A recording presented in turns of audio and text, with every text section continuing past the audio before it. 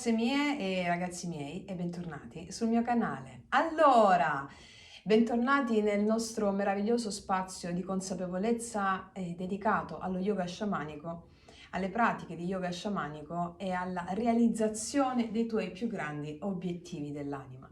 Allora, in questo spazio oggi voglio parlare della Kundalini, del perché la Kundalini è bloccata e come sbloccarla. E al termine di quello che vi dirò faremo una sequenza fluida di yoga sciamanico meravigliosa per realizzare l'obiettivo dell'anima di liberare Kundalini dai chakra bloccati e andare incontro alla realizzazione di vari poteri.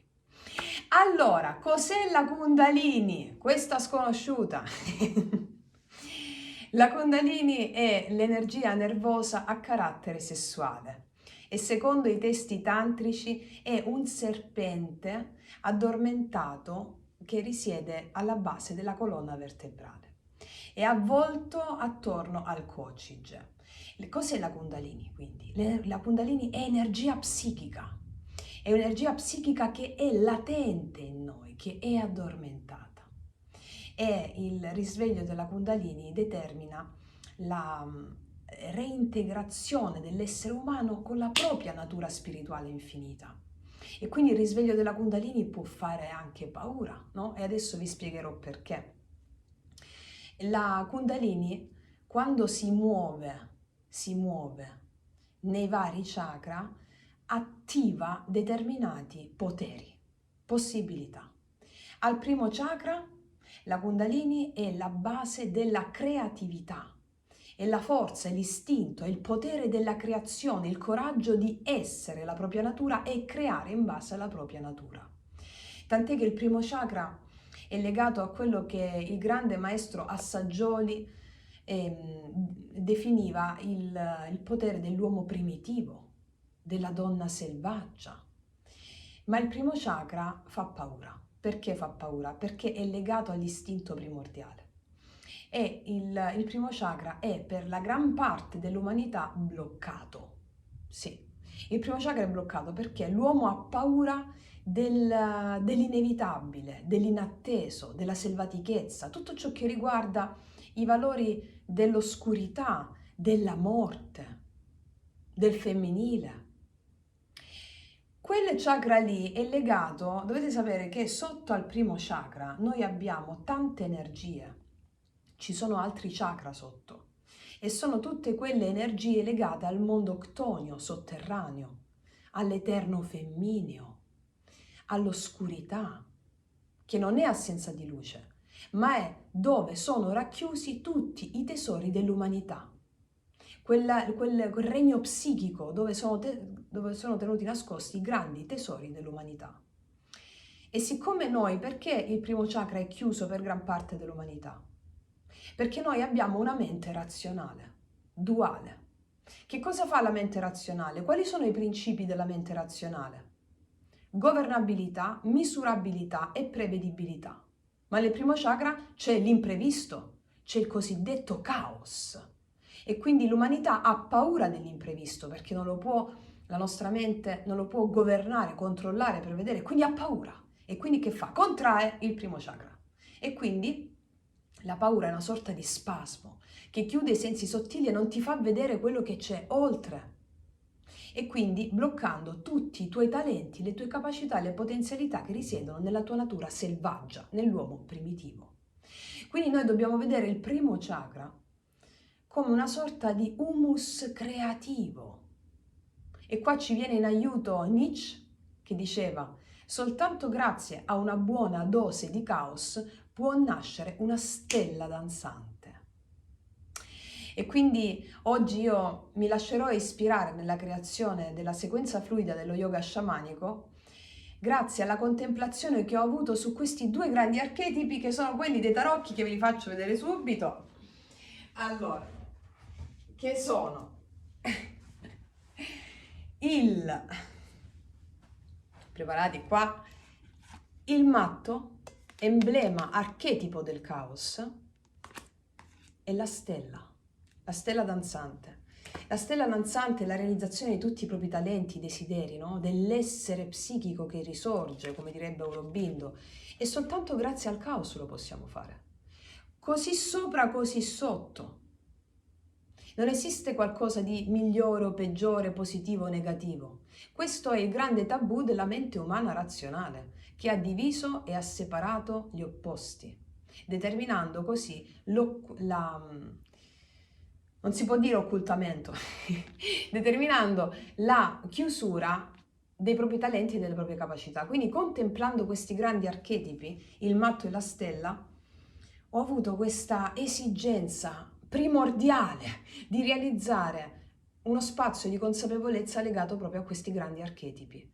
E come si fa a riaccordarci a queste grandi memorie. Quindi noi nello yoga sciamanico ci rieduchiamo al caos, perché soltanto rieducandoti al caos, puoi nascere come stella danzante. E l'umanità ha paura del caos, quindi Kundalini si blocca. Kundalini si blocca al primo chakra e quindi sta addormentata. Ecco perché il risveglio della Kundalini fa paura, perché devi riconnetterti alla bellezza del caos, alla bellezza dell'inatteso, dell'imprevisto, dell'eterno femmineo, della morte, dell'oscurità. Solo in questo modo Kundalini si sveglia. Però devi anche essere capace di direzionarla poi nel modo giusto. Come si fa? Con la connessione con il maestro interiore. Allora le pratiche di yoga sciamanico ci servono a risvegliare Kundalini e saperla direzionare bene, perché se non la sappiamo direzionare bene possiamo essere travolti da questa energia dirompente che può far male a chi non è incanalato, a chi non è istruito verso. E noi nella nostra comunità, nella nostra famiglia ci educhiamo alla connessione col maestro interiore, alla verità dell'anima, quindi non c'è pericolo che possiate impazzire, insomma. Questo perché? Perché la Kundalini, nella misura in cui si muove, attiva dei poteri. Questi poteri, quando vengono attivati, può spaventare la persona, perché è abituata a una mente razionale, alla Matrix, al controllo. Allora, stavo dicendo, quando la Kundalini sale dal primo chakra, va al secondo chakra. Il secondo chakra è il potere delle emozioni, il potere di sentire le proprie emozioni e trarne potenti alleati. Però anche qui la Kundalini è bloccata. Perché? Per il grande tabù della società, della cultura in cui viviamo, della civiltà in cui viviamo. Kundalini si blocca perché noi giudichiamo le emozioni. Le emozioni, come ci insegniamo sempre, sono dei, forze, entità, spiriti. Perché? Perché sono immortali. Esistono prima che noi apparissimo sulla terra. E quando ci troviamo a che fare con delle emozioni, affinché questo secondo chakra si possa aprire, noi dobbiamo smettere di discriminare le emozioni. Questa è giusta, questa è sbagliata, questo è meglio, questo è peggio. Smetterla di giudicare. E attraverso lo yoga sciamanico e le posture noi convinciamo il corpo facendo una meditazione in movimento. Perché se non convinciamo il corpo non si va da nessuna parte. Perché nel nostro corpo sono contenute le memorie cellulari di karma, memorie cellulari in cui il karma, che abbiamo avuto paura delle nostre emozioni, paura dell'istinto, si ripercuote. E allora le posture, i mudra, i mantra servono proprio a direzionare l'energia, a non avere paura dell'inatteso, a non aver paura del caos, a non aver paura della sensazione di questo istinto che si risveglia. Quindi la Kundalini cosa fa quando si sblocca il secondo chakra? Sale al terzo chakra. Volevo dire un'altra cosa prima di parlare del terzo chakra, che è molto sottile e delicato il terzo chakra. Allora, nel secondo chakra noi abbiamo tutte le emozioni del nostro bambino interiore, quindi tutte le emozioni che abbiamo vissuto in vita non sono andate perdute, ma sono registrate nel secondo chakra. Essendo registrate nel secondo chakra, noi riperpetuiamo sempre gli stessi copioni, finché non iniziamo a smettere di giudicare le emozioni. Quando tu inizi a smettere di giudicare le emozioni, la Kundalini sale e ti stai alleando agli dei, perché le emozioni sono dei. Per esempio, oggi ho una sensazione, un'emozione di tristezza. Ma oh, meraviglia, benvenuta tristezza, aiutami ad aiutarti ad aiutarmi. Voglio essere all'altezza delle mie emozioni, voglio essere all'altezza di tutte le emozioni che mi vengono a trovare. Fammi essere alla tua altezza. Maestro interiore, ti prego, fammi essere all'altezza delle mie emozioni. In questo modo tu cooperi con gli dei. E quindi quando un'emozione arriva, anziché riperpetuare sempre lo stesso copione, ho la tristezza, ok, quindi io genero tutti eventi di tristezza successivi. O comunque riperpetuo quelle stesse dinamiche. Quando invece mi alleo alla tristezza, chiedendo al maestro interiore, che succede? Che quella tristezza diventa un tuo alleato.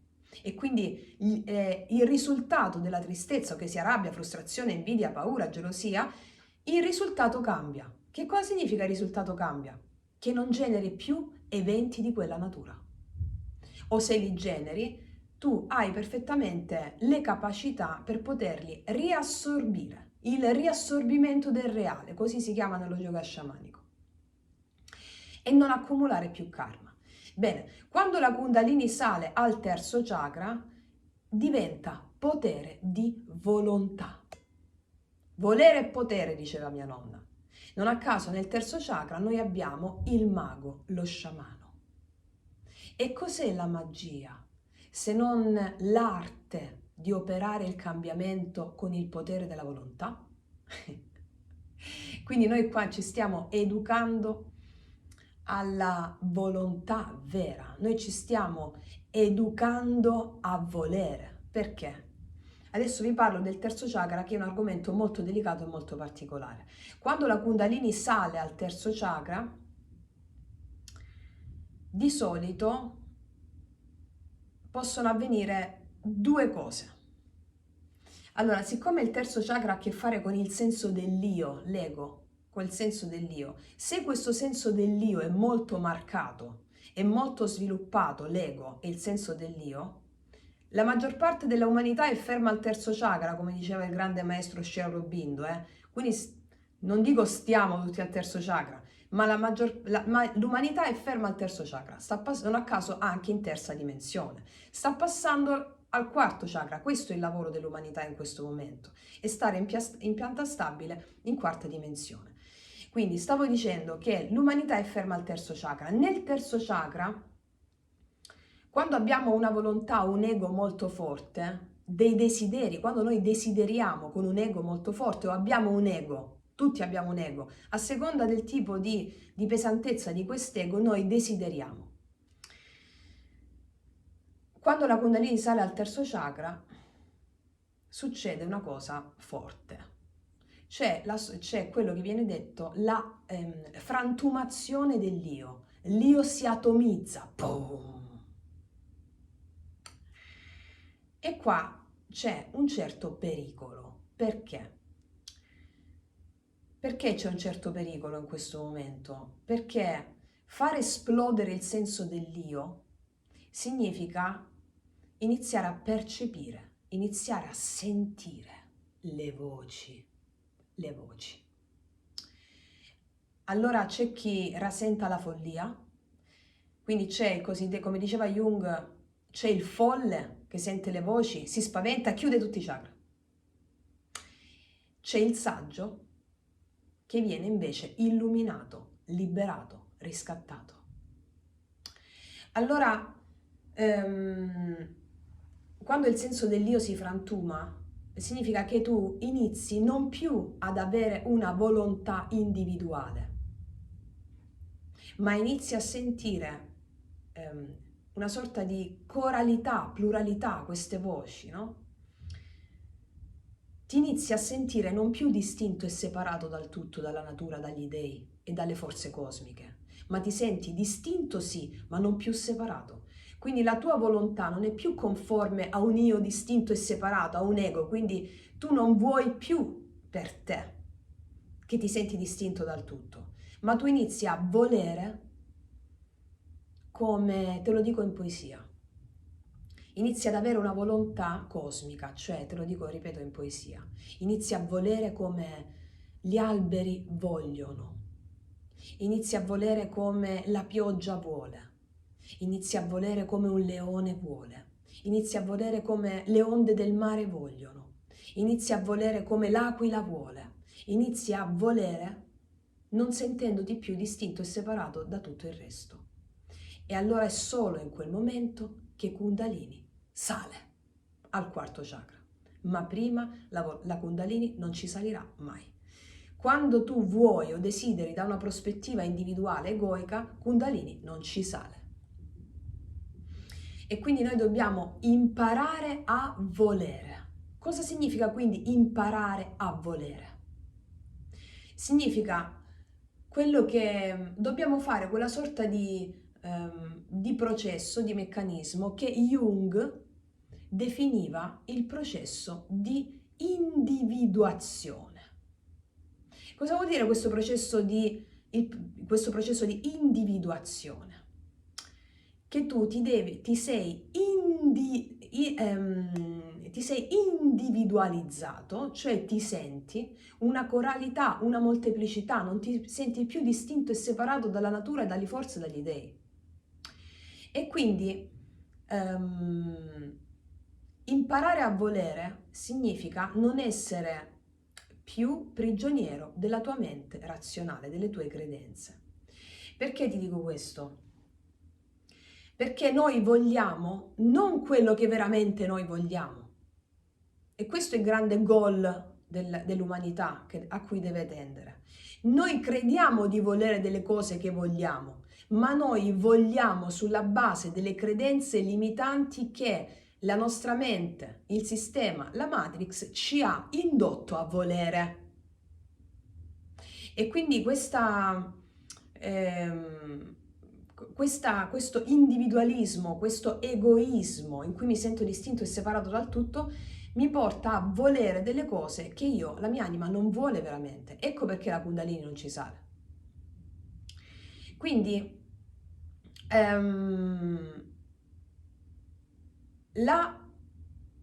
quando inizi a sentire le voci di tutta questa coralità, è solo in quel momento che arriva la vera volontà, la volontà vera che direziona Kundalini.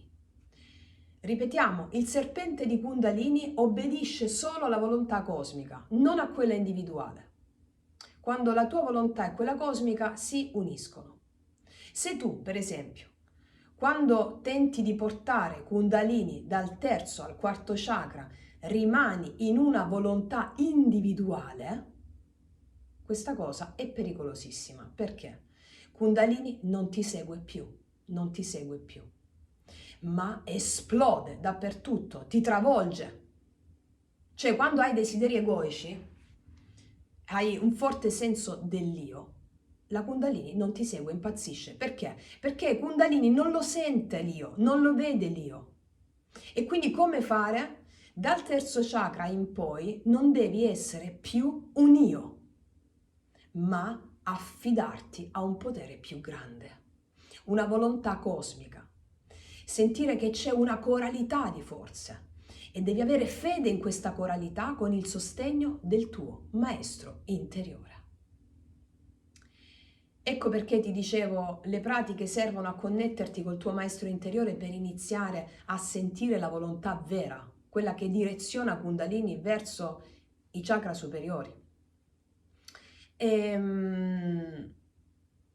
Quindi ecco perché Kundalini sale e scende, terzo e quarto. Ecco perché bisogna indirizzarla. E quando Kundalini sale al quarto chakra, quando la tua volontà si è unita con la volontà cosmica, e allora boom! Il chakra del cuore inizia a manifestare il potere del genio. E lì sei uno con il tuo maestro. E allora poi sale e va negli altri poteri. Quindi, come stavo dicendo prima, quando Kundalini sale al quarto chakra diventa potere di amare, il potere del genio, che è la vera creatività. Quando sale poi al quinto chakra diventa potere di comunicazione, potere anche di viaggiare tra i mondi. Quando sale al sesto chakra diventa potere di visione. Si dice anche che nel sesto chakra ci sia il potere dell'aquila, della visione. Quando poi arriva al settimo chakra, l'ultimo diventa potere, il vero, puro potere spirituale. E allora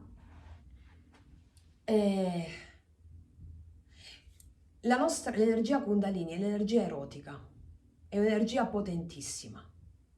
E allora noi abbiamo il senso che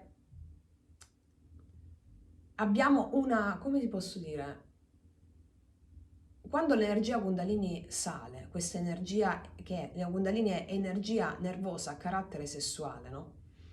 Quando sale fino al settimo chakra, che diventa puro potere spirituale, è sempre la stessa energia nervosa a carattere sessuale, che salendo nei vari chakra apre i vari poteri. Quindi credere che l'energia sessuale sia ad un livello inferiore rispetto all'intelletto, per esempio, è una grande cazzata, scusate. Cioè, perché l'energia sessuale animale è quella che ti dà la possibilità di essere anche intellettuale, perché esiste solo quella, esiste solo l'energia sessuale. Quindi il problema sta proprio nell'applicare un giudizio di qualità, di bene e male, giusto o sbagliato, inferiore o superiore, che ti fa cadere nella trappola del mondo, della Matrix. Quindi, perché Kundalini è bloccata? Perché l'umanità è bloccata al terzo chakra, come diceva Aurobindo?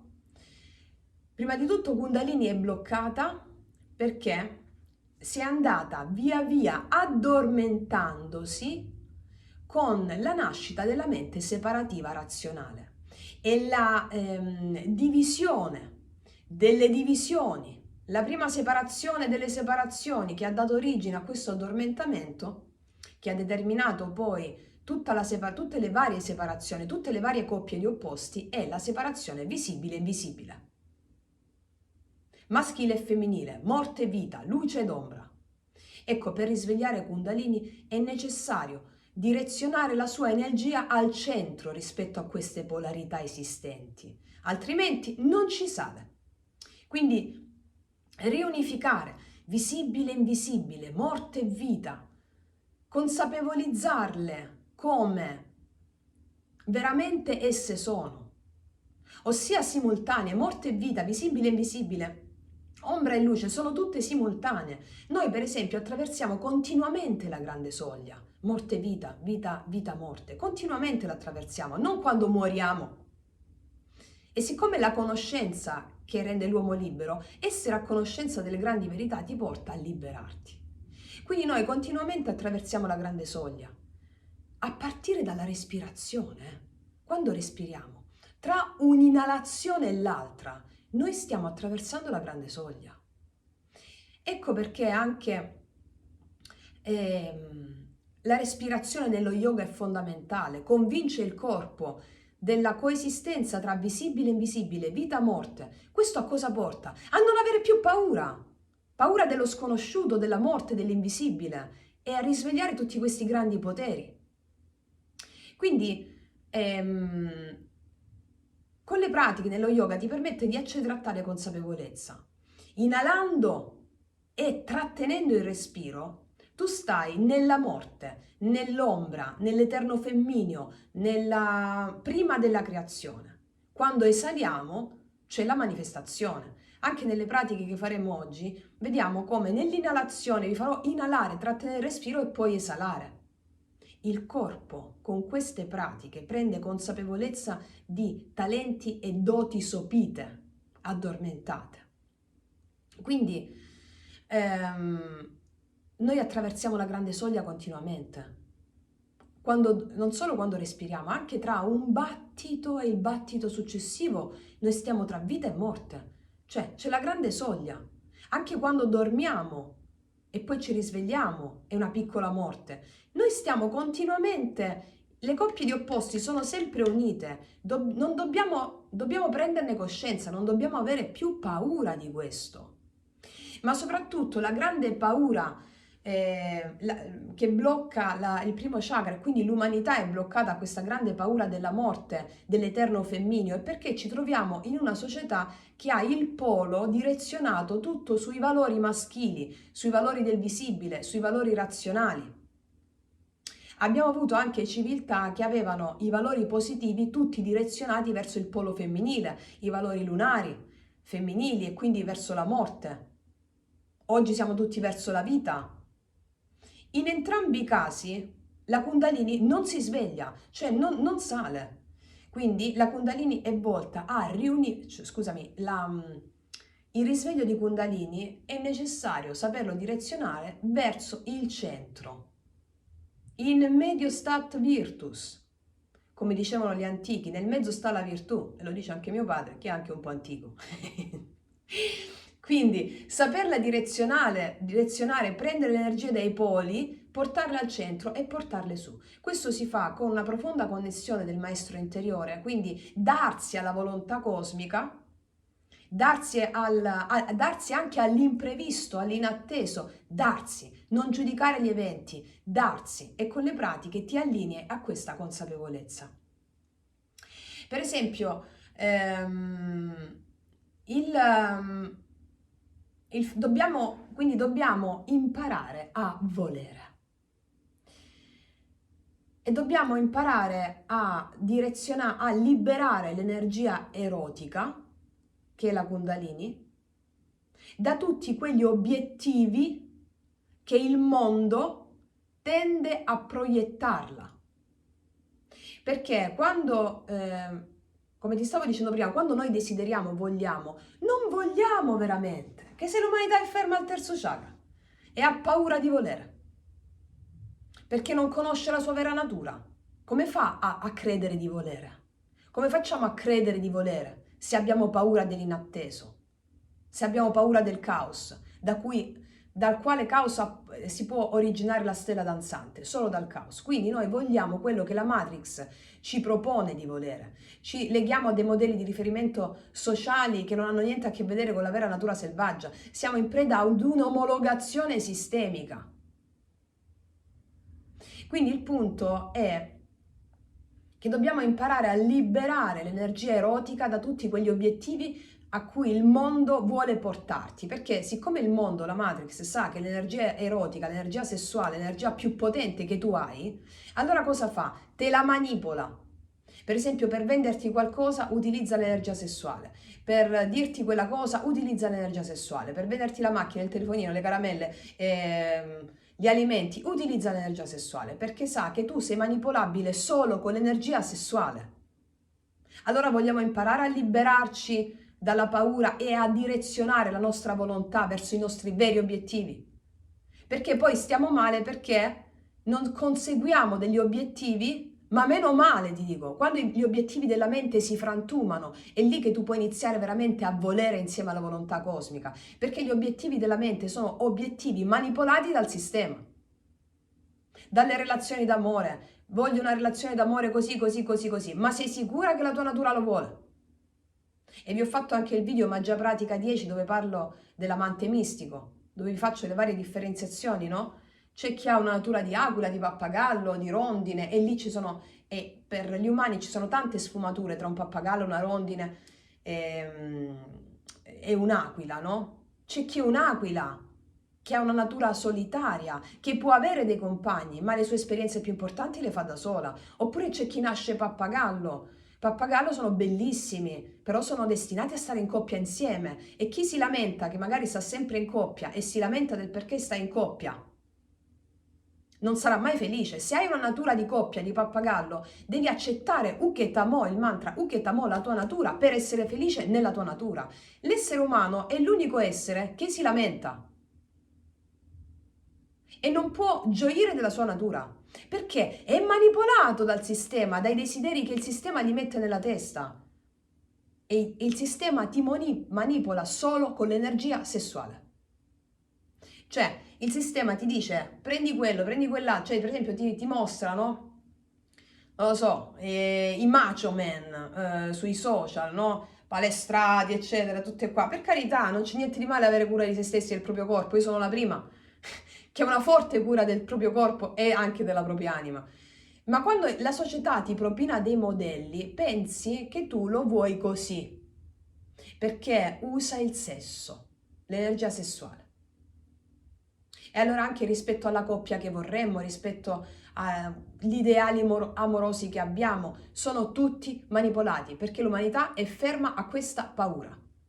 Ci stiamo risvegliando pian piano e stiamo dolcemente abbracciando quello che è il nostro vero sentire, anche nei nostri obiettivi. E quindi dobbiamo puntare la nostra energia sessuale, che è Kundalini, non a questi obiettivi, come dire, obiettivi proprio meno di mediocri. Kundalini deve puntare verso la sovramente, la mente illuminata, mente poetica o mente trascendente come la chiamiamo noi. Kundalini deve puntare verso il divino, deve puntare al risveglio. Allora le pratiche, le pratiche, i mudra, oggi vi farò vedere, vi metterò nella sequenza di yoga sciamanico il mudra della Kundalini, cioè la posizione della Kundalini, che è quella del tenere il dito indice in questo modo, il pugno chiuso e il dito indice in questo modo, e con la mano sinistra, questo rappresenta il maschile, la mano sinistra è il femminile, che abbraccia il pollice. Questo è l'unione di maschile e femminile, visibile e invisibile, morte e vita, luce ed ombra. Il mudra, cioè il gesto delle mani, permette al corpo di riconoscere qual è la tua consapevolezza, di riportare queste memorie perdute, di avere questa consapevolezza nel corpo, perché le pratiche, i mudra, sono i rituali fondamentalmente, i rituali sono fondamentali per cambiare la realtà. Perché nei rituali, nelle pratiche, il corpo partecipa, e se non partecipa il corpo, stando tutti nella mente, non si va da nessuna parte. Quindi tutto il corpo, quando partecipa, tutto questo serve a far salire Kundalini al quarto chakra e accedere ai grandi poteri. Ma bisogna convincere il corpo, perché le memorie cellulari hanno in sé la ripetizione di cicli sempre uguali, karmici, e qui stiamo facendo la vera rivoluzione. La prima cosa da fare è smettere di giudicare tutto, qualsiasi cosa, perché quando questa Kundalini sale ci possono essere tante paure. Perché ci sono le paure? Perché mentre Kundalini sale e ci attraversa, noi sperimentiamo la nostra unità con il tutto, tutto, e non possiamo più sentirci separati da quel tutto che concerne soprattutto le cose più paurose e spaventose alla nostra mente razionale ordinaria. Cioè, dobbiamo essere osservatori, spettatori imparziali, l'equanimità, la medesimezza e vedere la perfezione in tutto. Per esempio, atrocità, morti, guerre, bellezza, armonia. Questo è il tutto di cui sto parlando. La mente razionale si spaventa dell'atrocità, dell'inatteso, dell'imprevisto, della morte, perché siamo nei valori razionali, solari. E non si spaventa della vita, dei colori, ok. Ma l'umanità comprende tutto questo. Questa è una dualità che va unita. Quindi quando Kundalini sale ti fa sperimentare tutte le cose possibili e immaginabili, anche visioni atroci, anche cose pazzesche, a seconda di quanta disponibilità hai all'apertura. Allora come dobbiamo stare? Equanimità, medesimezza, imparziali, senza giudizio, altrimenti la Kundalini non ci sale. O se sale e sei in una condizione egoica, ti travolge. Ti travolge cosa vuol dire? Che puoi impazzire, nel senso vieni manipolato dal sistema, accanimento su delle cose, ok. Noi nella nostra scuola ci educhiamo al recupero dei talenti, al recupero della parte selvaggia, istintiva, e quindi non c'è pericolo di essere spaesati, mi spiego, perché la famiglia che abbiamo creato, che nello yoga sciamanico si chiama il Sangha. Il Sangha è la famiglia di meditazione dove ci sentiamo compresi in questa ascensione. Non ci sentiamo soli, non ci sentiamo esclusi, ci teniamo tutti per mano in questa ascensione, quindi è la forza dell'unità con tutti noi che ci dà la capacità di continuare e perseguire senza paura. E quindi vi stavo dicendo, come diceva Eraclito, per alcuni uomini alcune cose sono giuste, alcune cose sono sbagliate, alcune cose sono meglio, altre cose sono peggio. Per il divino tutto è perfetto. Per la mente razionale, laddove è vero A, non può essere vero B. Per il divino, laddove è vero A, è vero anche B. E noi stiamo andando verso la sovramente. Il quarto chakra vai nella sovramente. Devi essere disponibile ad avere una volontà cosmica. Allora, vi faccio un esempio di come vi posso fare solo i miei esempi personali, perché è con la mia esperienza che posso portare un insegnamento. Allora, ho fatto la cantante per tutta la vita, possiamo dire. Sin da quando mia nonna mi accompagnò, che avevo 10 anni, a fare lo Zecchino d'Oro di nascosto dalla famiglia, perché i miei non volevano che cantassi, perché chi fa l'artista non porta il pane a casa. Questo era il condizionamento, no? Ok. Allora, quando facevo la cantante ho sempre amato cantare. A un certo punto non ho più sentito nella musica l'appagamento a cui stavo tendendo, che mi servì, a cui stavo anelando, no? Nonostante ami la musica visceralmente, sono cresciuta con la musica e ami cantare. Allora, ricordo che quando facevo la cantante come professione, a un certo punto non l'ho voluta fare più, perché non mi appagava più, non sentivo più la mia realizzazione in quel modo. Ma se devo essere sincera, tutto il processo in cui ho fatto la cantante per 20 anni non mi sono mai sentita veramente appagata. No. Il vero successo l'ho conseguito quando mi sono messa al servizio di qualcosa di più grande di me. Quando ho aperto il canale poi c'è stato il boom totale, no? Quando mi sono messa al servizio di una volontà più grande, la necessità di servire il prossimo era più grande di qualsiasi obiettivo egoico che quando facevo la cantante volevo raggiungere. Mi ricordo che il processo che mi ha portato a questa consapevolezza era il fatto che quando facevo la cantante lo facevo per un desiderio egoico di rivalsa, di rivincita sociale. Volevo essere amata da tutti. Volevo essere amata da tutti perché avevo ricevuto il mancato amore. Non che abbia avuto una famiglia, ho avuto una famiglia meravigliosa, con i suoi blocchi, i suoi limiti come lo abbiamo tutti. Poi anche la consapevolezza dei propri genitori cambia quando la Kundalini sale, Lo sapete bene, no? Cambia la prospettiva e vedi manifestazione del divino in tutto e vedi il grande amore anche negli abbandoni. Quindi io volevo fare la cantante, volevo esprimere la mia arte, la mia creatività per avere successo, per essere amata. Quindi io bramavo l'amore, cercavo l'amore e credevo di doverlo raggiungere attraverso il successo esterno. Quindi cercavo l'amore, cercavo l'amore, cercavo l'amore, ma mi sentivo sempre, possiamo dire, arida, cioè no arida, incompleta, vuota, no arida, vuota all'interno. Non raggiungevo mai quella pienezza, cosa che ho raggiunto soltanto quando mi sono messa a dare io amore, a mettermi al servizio del prossimo, e con il canale abbiamo creato una famiglia straordinaria, migliaia di persone nel mondo che determinano la prova provata del fatto che quando la tua volontà individuale si unisce alla volontà cosmica, che è quello della tua natura di servire, allora hai successo. E il successo da cosa si contraddistingue? Dal fatto che tu ti senti profondamente piena e appagata. Più do amore, più ne ricevo. Per avere l'amore tu devi darlo.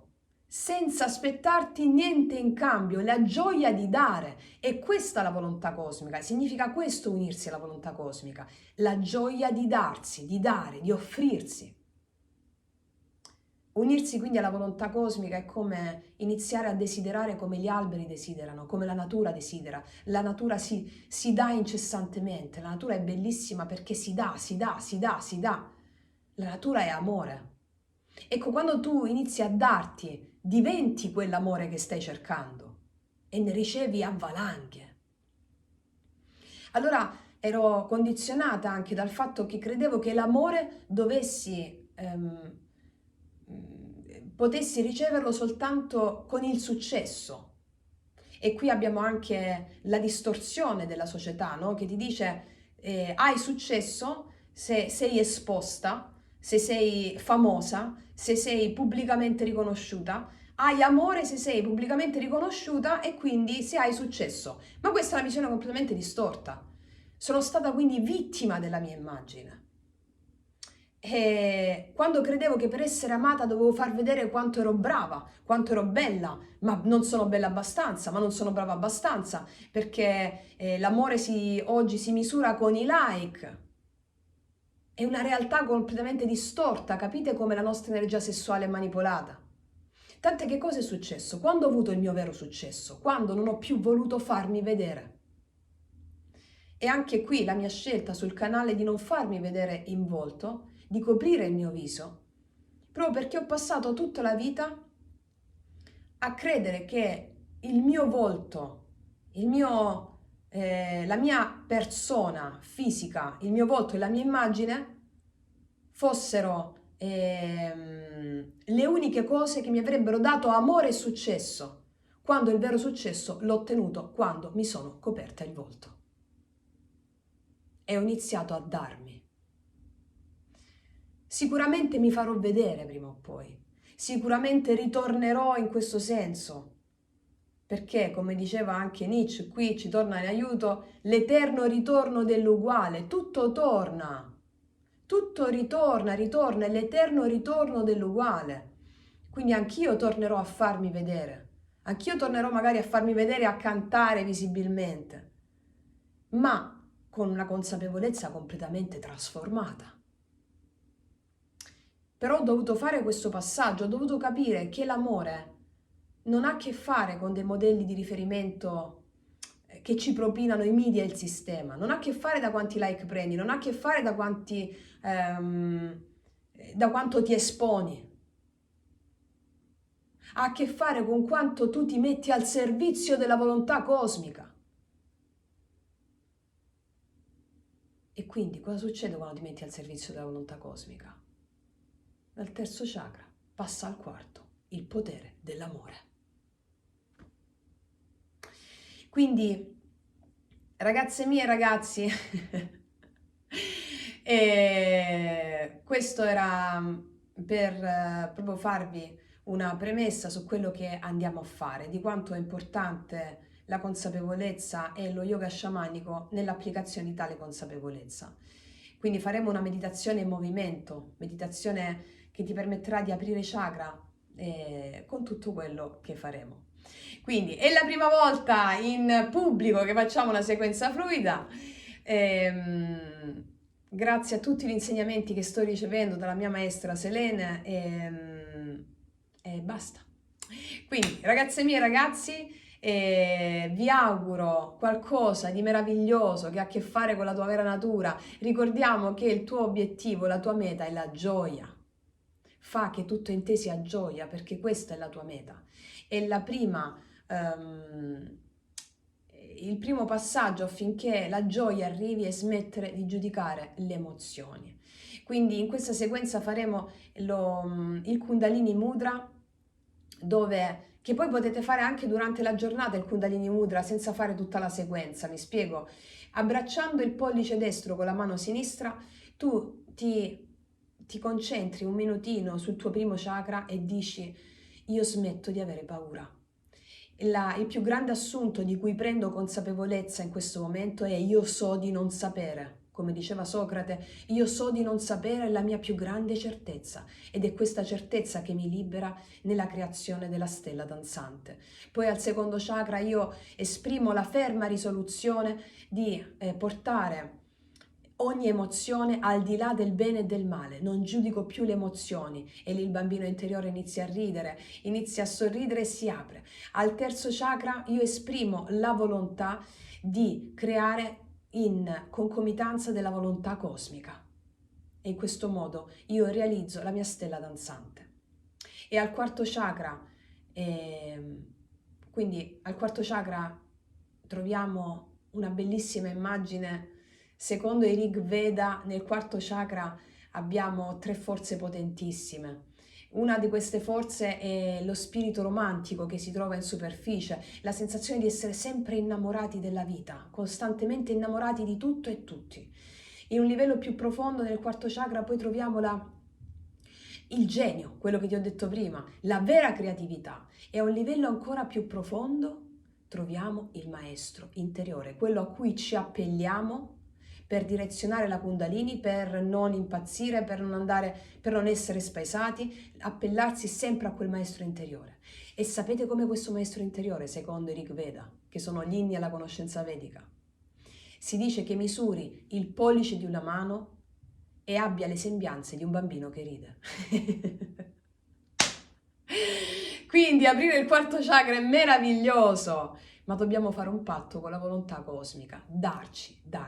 Quindi, come ti stavo dicendo, fare semplicemente questo gesto con questa consapevolezza durante la giornata, basta un minutino, allora ti porta a fare con il rituale, porta a sensibilizzare le memorie cellulari. Oggi lo faremo nella pratica, ma voi lo potete fare durante le giornate anche senza fare tutta la pratica, ok? Allora, ragazze mie, ragazzi, vi faccio un grandissimo in bocca al lupo e noi passiamo alla sequenza fluida dello yoga sciamanico. Mua!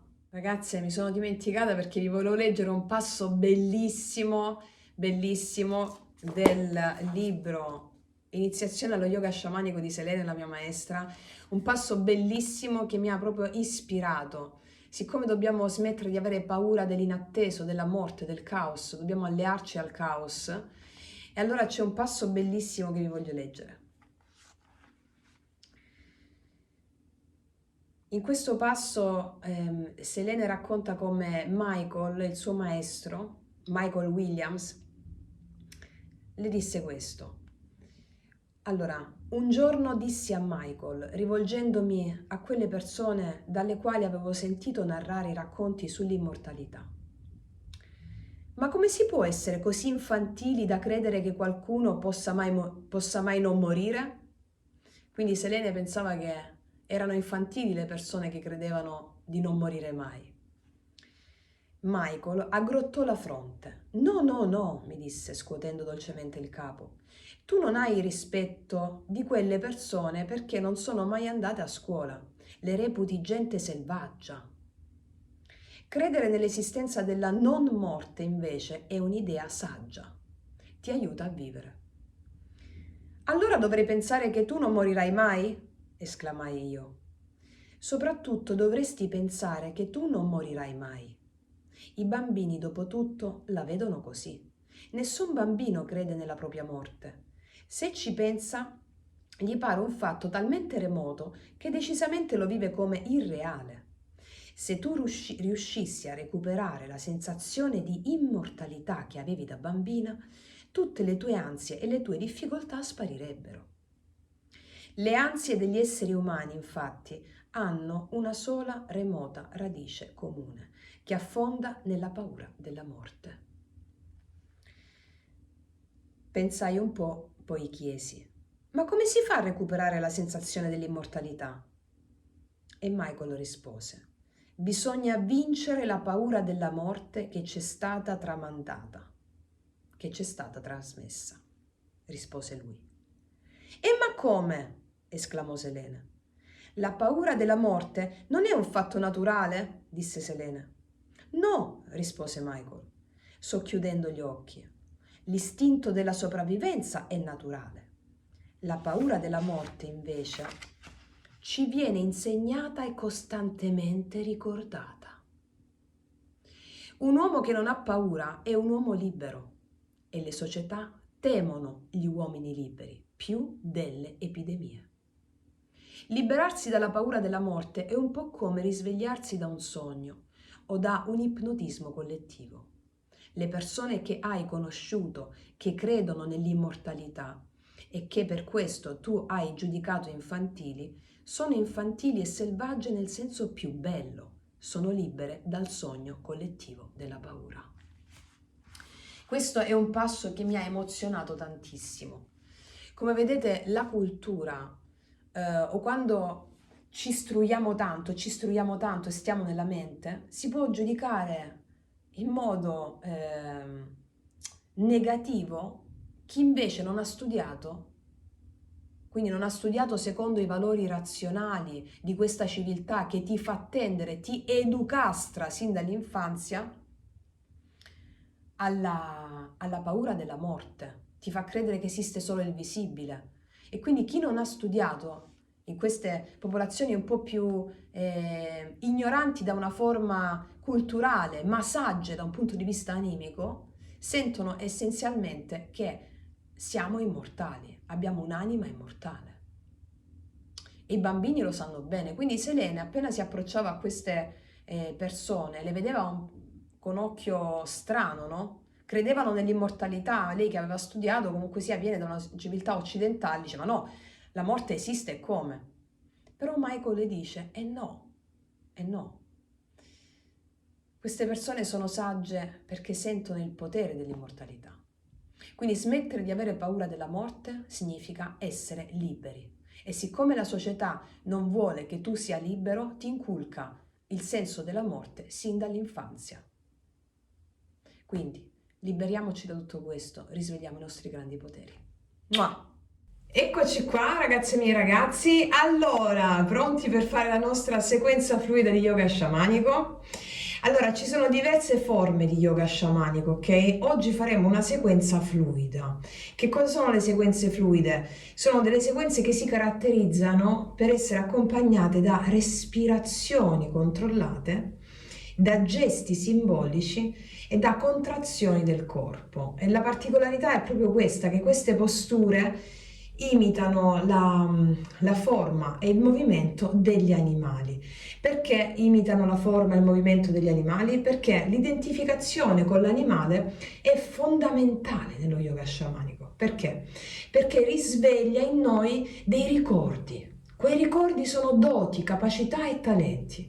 E proprio grazie all'identificazione con lo spirito animale che si risveglia in noi ciò che è assopito, ciò che è addormentato. Quindi l'identificazione con lo spirito animale è il modo migliore di sviluppare il linguaggio dell'invisibile, degli spiriti e delle idee, che come dicevano gli antichi, le idee sono eidola, sono dei, no? E le idee e gli dei sono il linguaggio dell'anima. Quindi la sequenza fluida avviene, adesso vi farò vedere, nella cosiddetta foresta immaginale. Che cos'è la foresta immaginale? È la foresta psichica, è il luogo dell'anima, è un luogo sacro. Quindi noi ci addentriamo nella foresta immaginale, in questo luogo sacro, e quindi essendo un luogo sacro dobbiamo chiedere il permesso di entrare.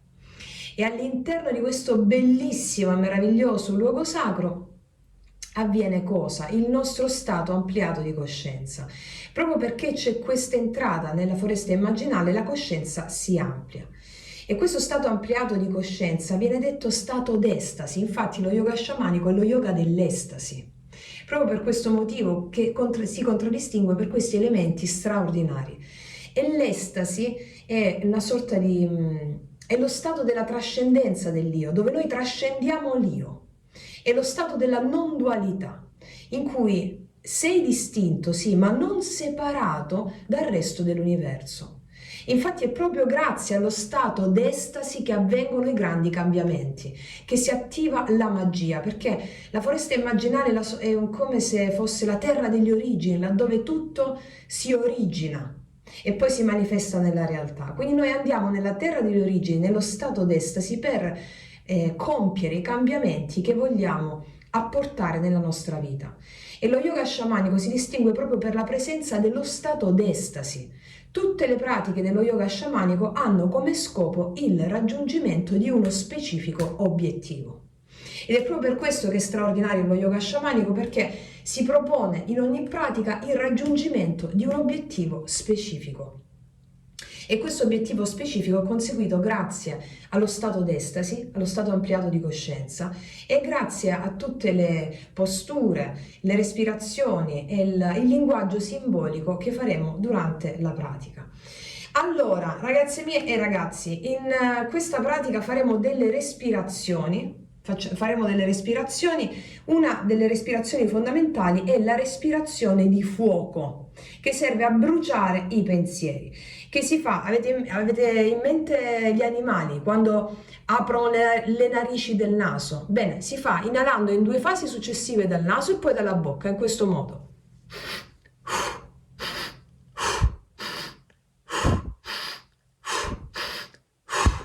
Vedi? Inaliamo in 2 fasi successive dal naso e poi dalla bocca. Poi utilizzeremo la respirazione di consapevolezza, che è la respirazione dove prendi tanta aria dalla bocca, in questo modo.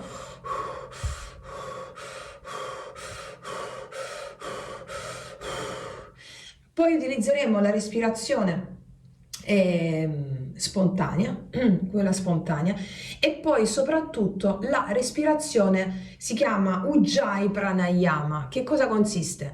Dobbiamo inalare soltanto dal naso e sentire il suono nella gola, in questo modo.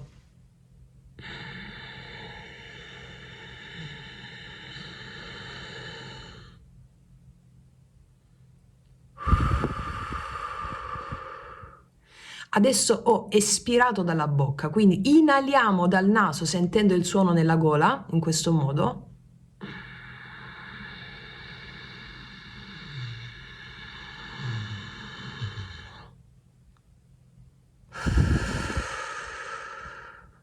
Ed espiriamo dalla bocca.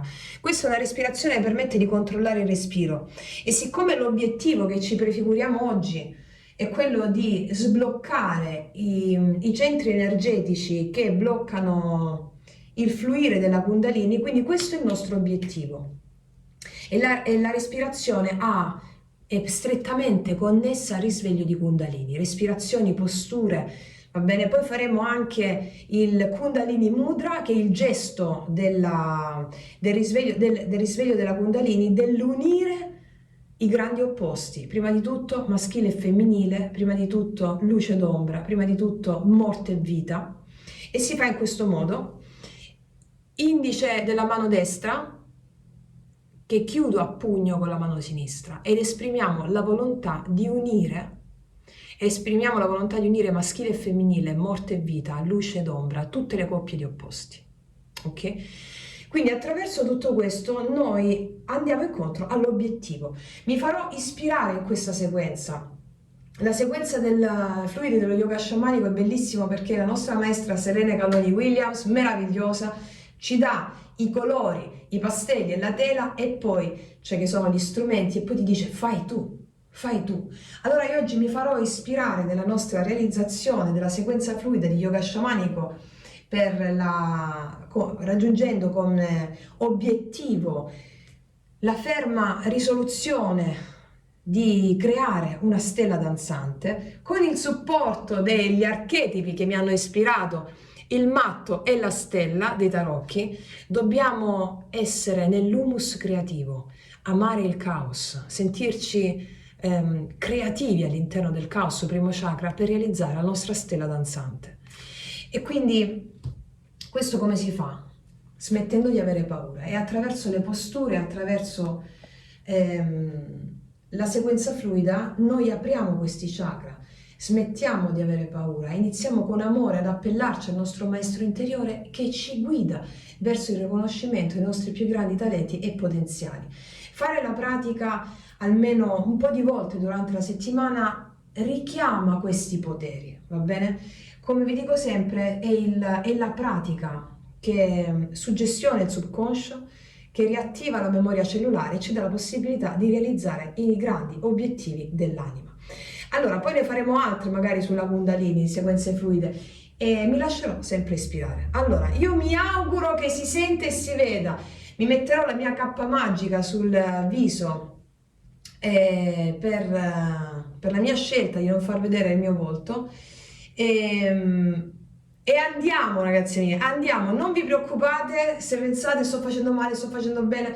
Stai facendo bene, perché nello yoga sciamanico ti devi lasciare ispirare e poi è il maestro interiore che ti guida. Non c'è una posizione giusta, una posizione sbagliata del coccodrillo piuttosto che della talpa, piuttosto che del cobra. Tu hai il tuo cobra, tu hai il tuo coccodrillo, tu hai la tua talpa, va bene? Siate gentili e amorevoli con il vostro corpo, fatevi guidare da lui. Allora, partiamo. Iniziamo con, mi metto la mia cappa magica sul viso. Se non si dovesse sentire a un certo punto, poi vi registro l'audio facendovi vedere la postura, ok? La prima volta che lo faccio, quindi è Mao meraviglia. Che lo faccio pubblicamente, lo faccio con le sessioni private. Allora, iniziamo il basculamento. Il basculamento è una condizione che ti permette di entrare nella foresta immaginale. Allora, chiunque faccia il basculamento riconosci che pratica yoga sciamanico. Allora, yoga sciamanico, il basculamento è in questo modo. Dobbiamo basculare in questo modo. Così, basculamento. Alcuni sciamani fanno anche con le mani, lo fanno anche in questo modo, fanno così col basculamento. Con la mano vicino al viso. Devi entrare in uno stato d'estasi. Allora, basculiamo, ragazzi miei e ragazzi. Vai con il respiro di fuoco come ti ho insegnato prima. Inaliamo dal naso in 2 fasi successive, facendo ruotare la colonna vertebrale.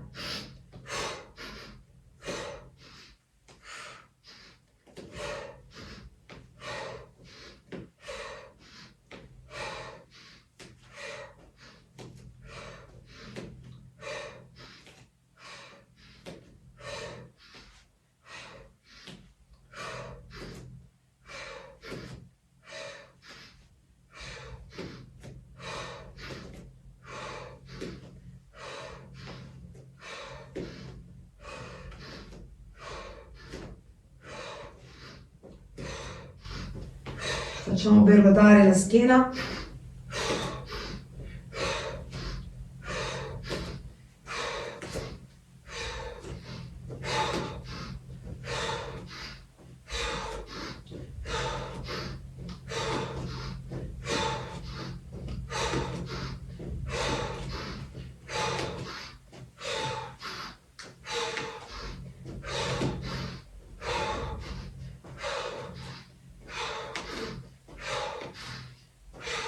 Bene.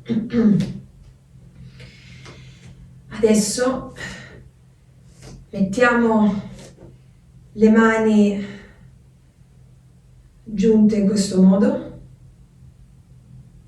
vicino al torace,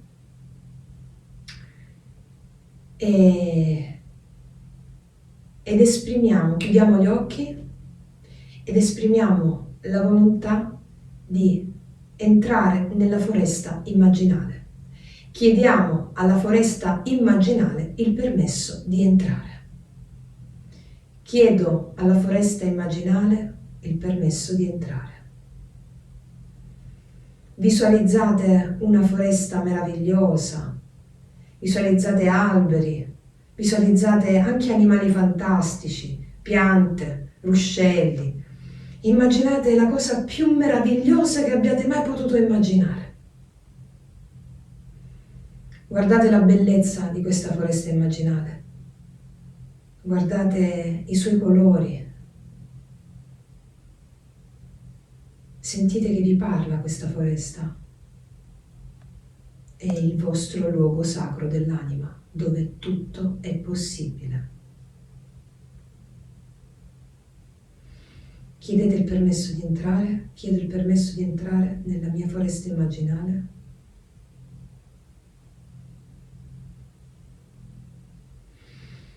Inebriatevi di questa bellezza che state guardando.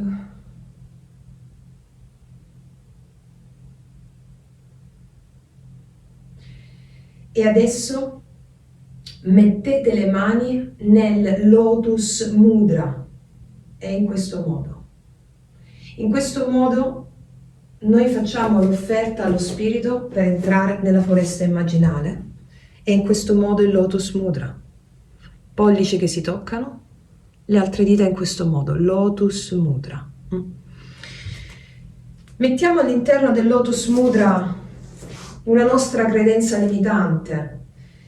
Possiamo anche mettere nel Lotus Mudra il nostro rimuginio della mente.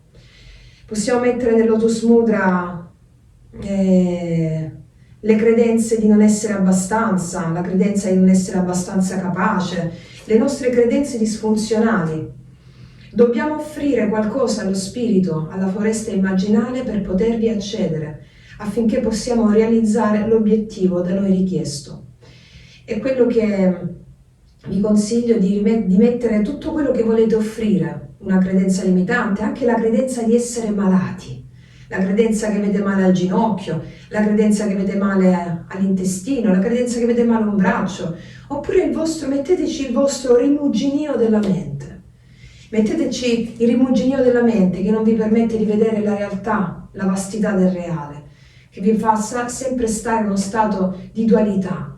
E allora vogliamo entrare nella non dualità. Metteteci quello che volete, offrite qualcosa di disfunzionale allo spirito, offritelo. Allora lo mettiamo all'interno del Lotus Mudra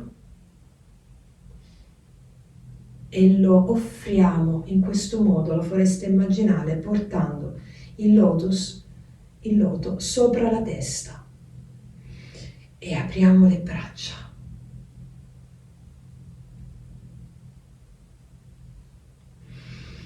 Bene, in questo momento adesso facciamo la variante del cavallo a galoppo nella foresta immaginale.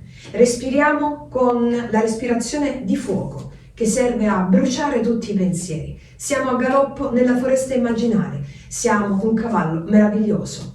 Inaliamo in 2 fasi successive e facciamo in questo modo. Portiamo le ginocchia al petto quanto più possibile, quello che riuscite, quello che riuscite.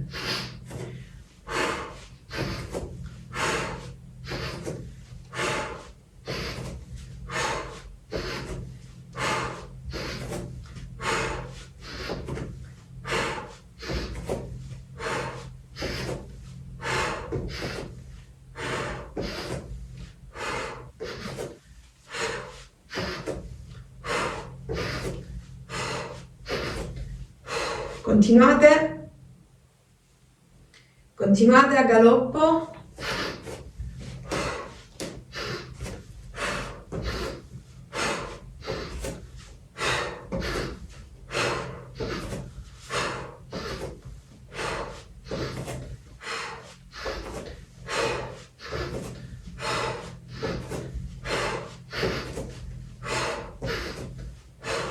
Mantenete la schiena dritta, eh?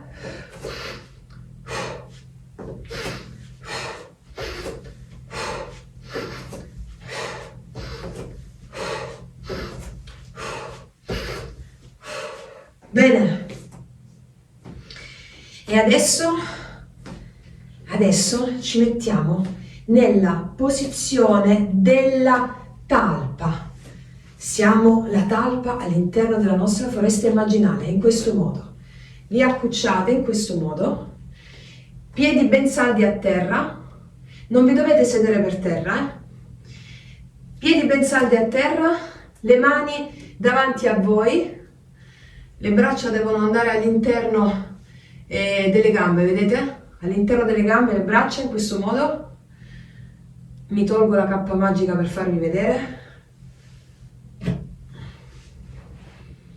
La cappa magica è importante soprattutto quando entriamo nella foresta immaginale e quando meditiamo. Quando facciamo delle posizioni più particolari la possiamo anche togliere, ok? Siamo già dentro ben protetti nella foresta immaginale. Allora, in questo modo mettete le mani qui davanti, vi faccio vedere anche di profilo, e in questo modo vedete, non sono seduta, E potete anche stare così, dipende dove arrivate, va bene? L'importante è che fate il massimo di quello che potete senza pressioni, d'accordo? Poi piano piano le posture vi verranno sempre meglio perché si sciolgono i blocchi del corpo che sono relativi alle nostre credenze limitanti e a tutto ciò che riguarda i nostri limiti, che si somatizza nel corpo. Più il corpo si espande, più tu ti apri alla vastità del reale. Allora, posizione della talpa, in questo modo le mani rivolte verso qui, vedete, guarda, lo faccio vedere anche di qua. Qui le mani, qui davanti, che in questo modo. Adesso cercheremo di tenere la posizione quanto più possibile, perché più teniamo le posizioni, più i chakra si aprono. Quindi l'apertura dei chakra è relativa soprattutto a quanto noi riusciamo a tenere la posizione. Ecco perché l'immobilità nella posizione è importantissimo anche quando la mente ti può far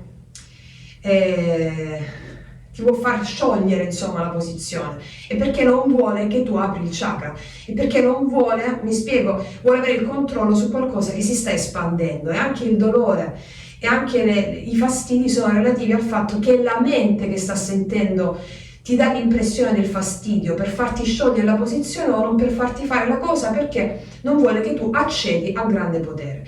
Ora non ci concentriamo sull'apertura del primo e del secondo e del terzo chakra. Allora, con questa posizione il primo e il secondo chakra si sentono uniti alla terra. Allora, ci mettiamo in questo modo. Testa in giù, come se cadesse. Inspiriamo con il suono nella gola dal naso, inspiriamo dal naso col suono nella gola, Ujjayi Pranayama. Ed espiriamo anche dal naso, quindi inspiro dal naso, espiro dal naso con il suono nella gola.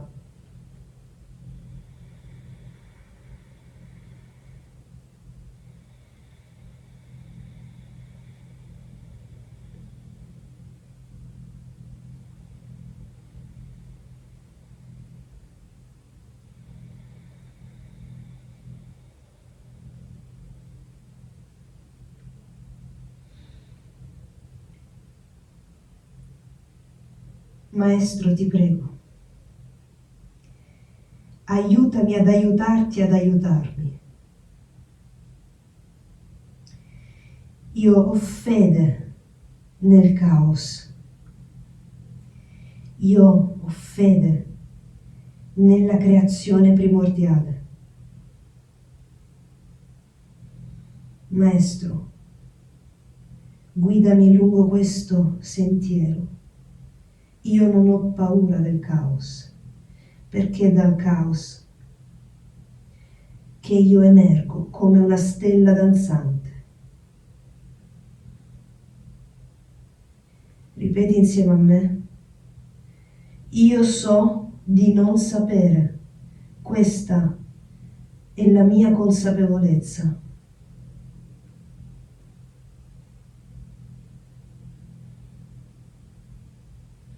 Io so di non sapere. Senti la terra come vibra. Tu sei la terra. Tu sei madre terra.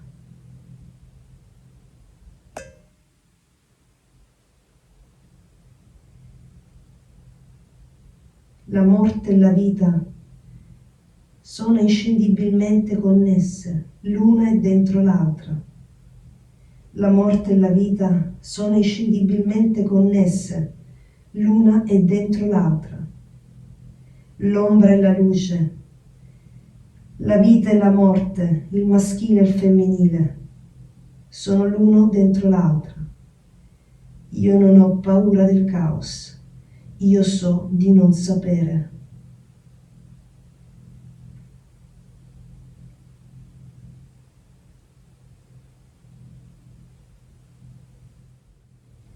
Maestro, ti prego, aiutami a danzare nel caos. Come una stella danzante, io danzo nel caos. Il caos è l'humus, è la base di partenza degli infiniti mondi e possibilità.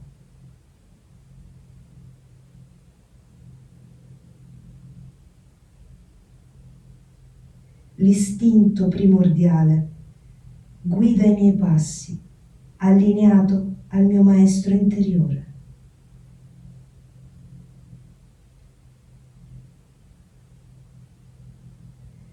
Mantenete la posizione, ragazze e miei ragazzi.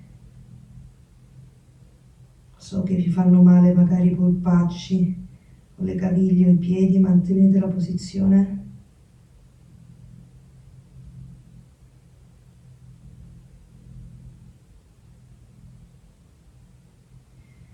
Ok, scegliamo. Massaggiate le caviglie, i polpacci con molto amore, massaggiate, massaggiate con molto amore.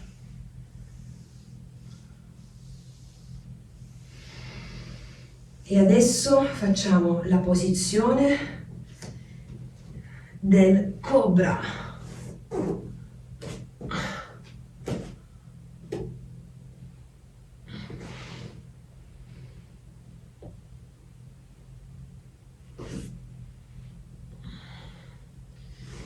Tenete le braccia, tenete le mani sotto il petto, i pollici sotto il petto, in questo modo vi faccio vedere.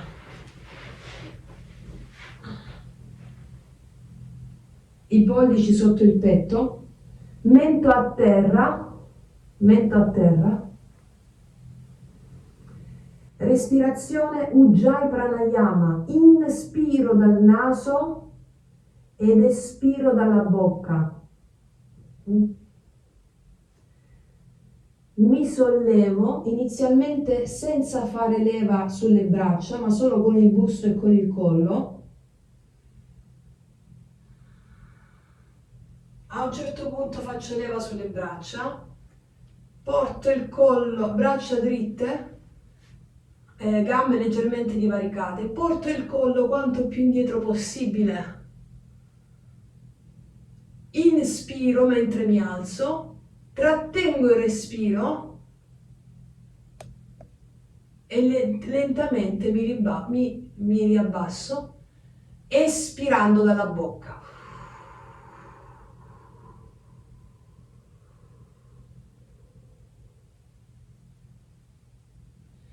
D'accordo? Ok, procediamo. Parto con il mento a terra. Inspiro dal naso.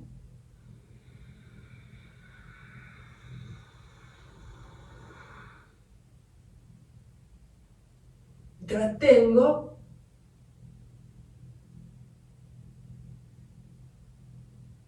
Ed espiro dalla bocca. Molto lentamente.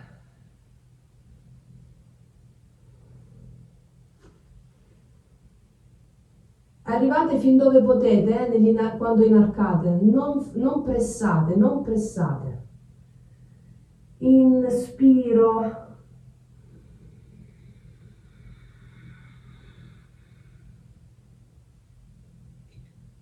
Trattengo.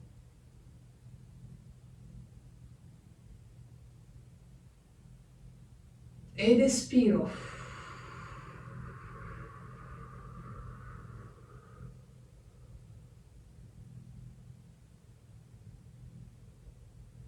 Inspiro.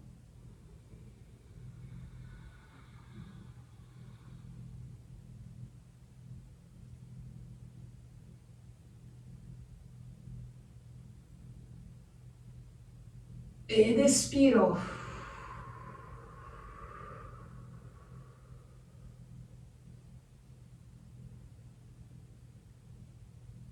Inspiro. E mentre salgo sento tutta la potenza del mio legame con la terra. Sento tutta la potenza del mio legame con la terra che mi dà l'istinto primordiale di creare infiniti mondi, il coraggio. Espiro.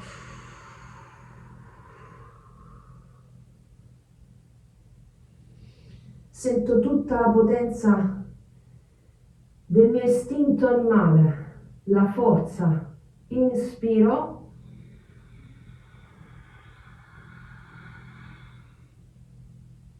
Trattengo. Ed espiro.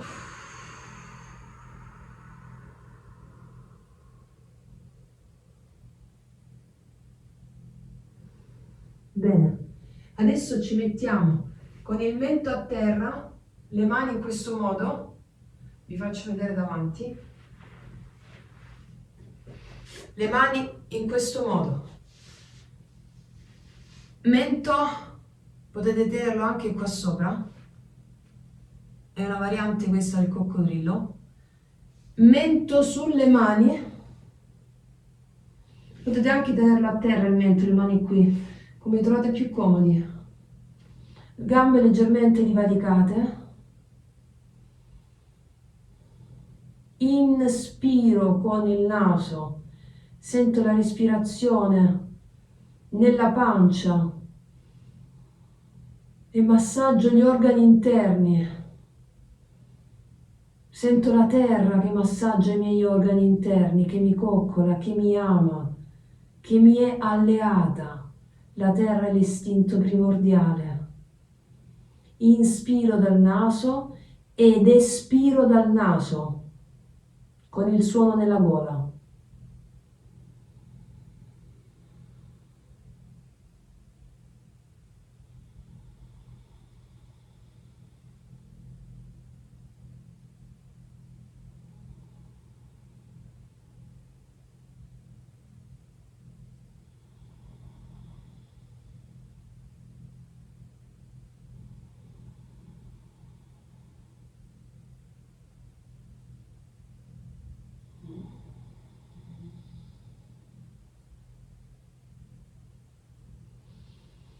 Bene, scendiamo. Adesso mi metto nella posizione del coccodrillo. Per alcune forme di yoga più moderne questa è la posizione della pinza, ma noi è una variante del coccodrillo, in questo modo. Mi metto di lato per farti vedere meglio.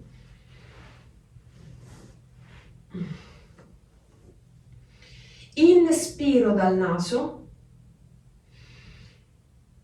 inspiro in questo modo, faccio così, le braccia mi inarco ed espiro dalla bocca.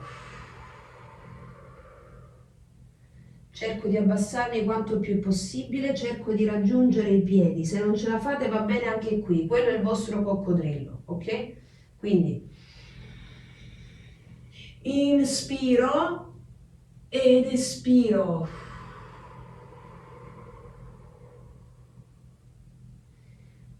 Se riuscite a portare la fronte sulle ginocchia, altrimenti è perfetto anche se arrivate qui, va bene? Ok.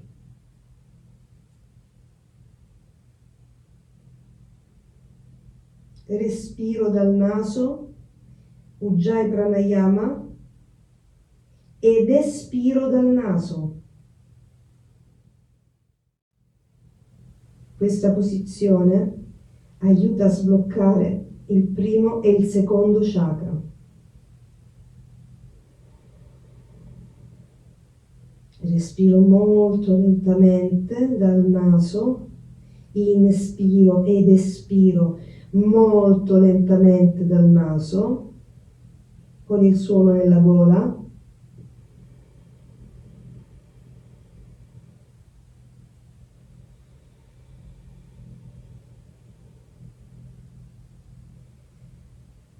Sento profondamente quanto è potente la connessione con la terra, con l'humus creativo, con il caos. Sento la stella danzante nascere in me. prendo ferma risoluzione di andare al di là del bene e del male. Prendo ferma risoluzione di oltrepassare la dualità e dirigo la mia mente su questo sentiero. Maestro, ti prego, aiutami a superare i limiti della dualità. Maestro, ti prego, accompagnami nel percorso di consapevolezza della non dualità. Io prendo ferma risoluzione che non esiste un'emozione positiva o un'emozione negativa. Le emozioni sono dei e io voglio esserne all'altezza. Ogni emozione è un Dio e io voglio esserne all'altezza.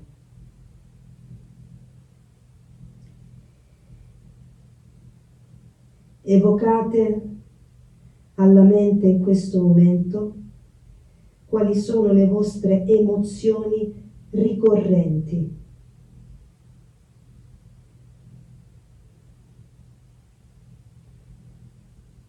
Rabbia, paura, invidia, gelosia, abbandono, tristezza. Quali sono le vostre emozioni ricorrenti? Ce n'è una in particolare? Prendi quella più forte in questo momento.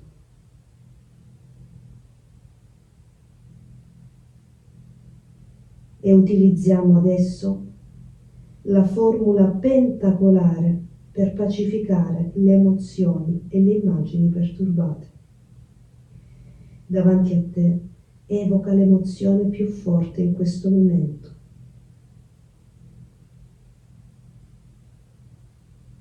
E pronuncia insieme a me la formula pentacolare. Prima però nomina con le parole l'emozione di questo momento. Adesso che l'hai nominata, pronunciamo insieme la formula pentacolare utilizzando tutte e 5 le formule psichiche. Ti benedico, ti amo, ti ringrazio, ti perdono, ho fede in te. Ripetiamolo per 9 volte. Ti benedico, ti amo, ti ringrazio, ti perdono, ho fede in te. Ti benedico, ti ringrazio, ti perdono, ti amo, ho fede in te. Ti benedico, ti amo, ti ringrazio, ti perdono, ho fede in te. Ti benedico, ti amo, ti ringrazio, ti perdono, ho fede in te. Ti benedico, ti amo, ti ringrazio, ti perdono, ho fede in te.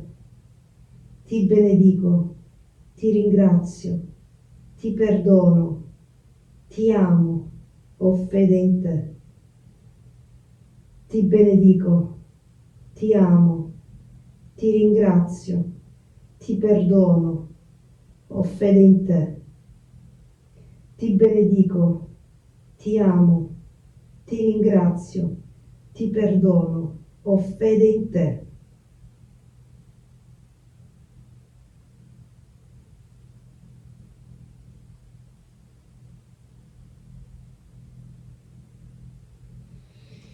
Bene, sciogliamo la posizione molto lentamente, molto lentamente. Sentiamo il sangue che rifluisce molto lentamente.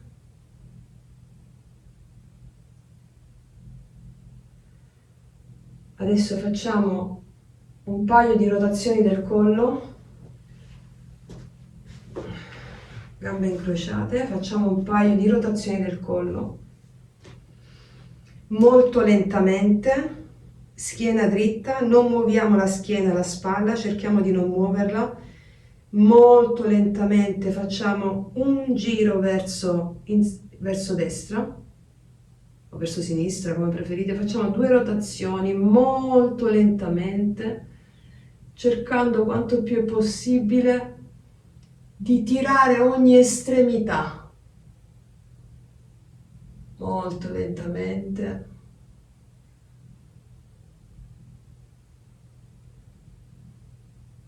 Le rotazioni del collo in questo modo favoriscono la stimolazione del nervo vago.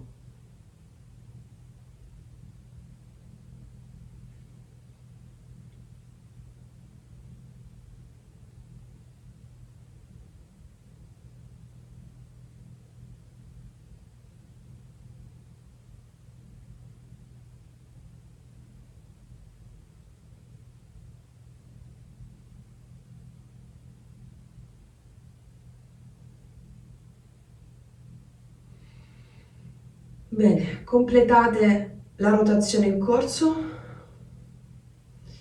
e adesso ci prepariamo per essere un elefante all'interno della foresta immaginale. Allora, l'elefante è in questo modo. Dobbiamo sentire tutta la pesantezza, la gravità, perché la pesantezza e la gravità, la pesantezza è forza, è radicamento. Allora,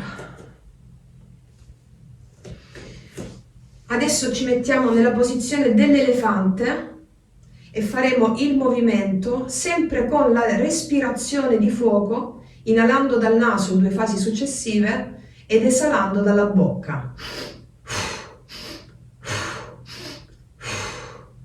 Bene, la posizione dell'elefante è questa. In questo modo.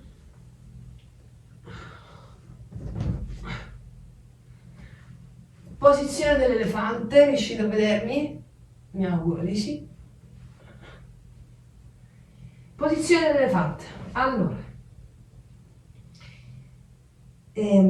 lo sguardo rivolto all'ombelico, quanto più riuscite, e da questa posizione facciamo in questo modo. Inaliamo dal naso.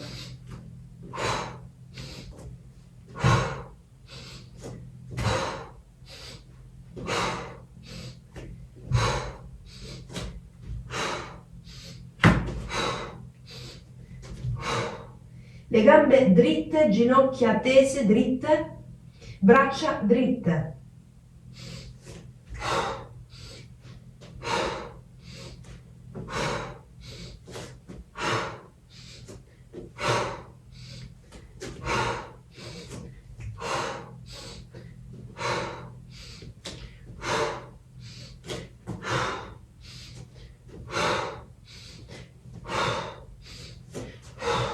Sento tutta la mia pesantezza è forza, è radicamento.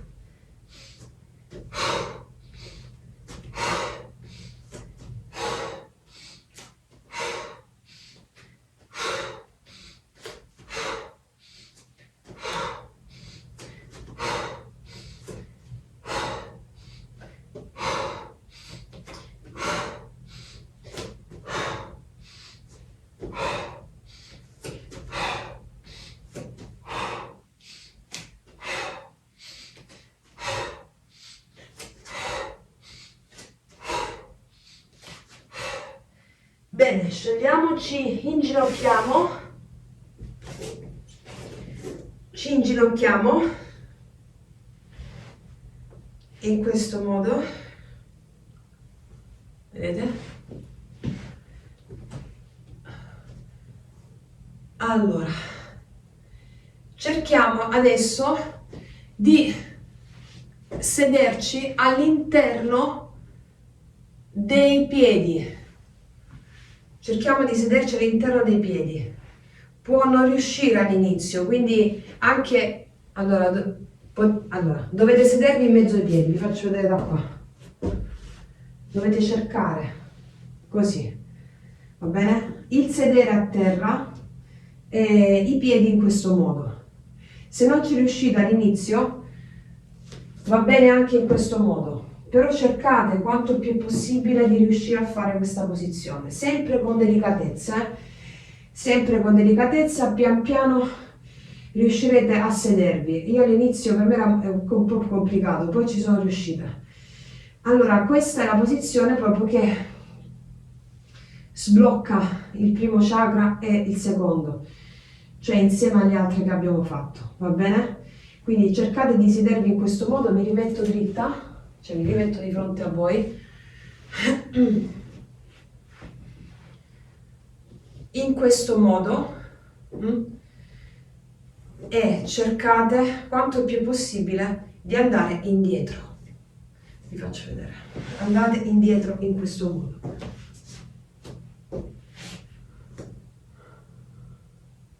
Così. È una sorta di delfino questo. Cercate di andare quanto più dietro possibile in questo modo, cercando di mantenere la posizione, respirando con il respiro di consapevolezza, ossia dalla bocca prendete l'aria dalla pancia, e un po' più profondo del respiro normale, mi spiego così. Mi tolgo la cappa magica, altrimenti non sentite. Allora, in questo modo.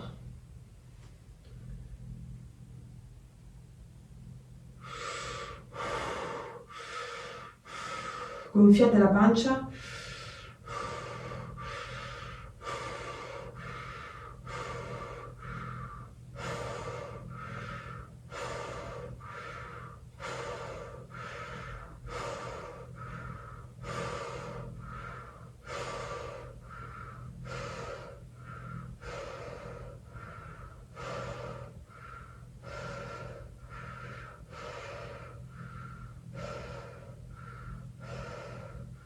Se riuscite pian piano a sdraiarvi sui gomiti, altrimenti rimanete così come state.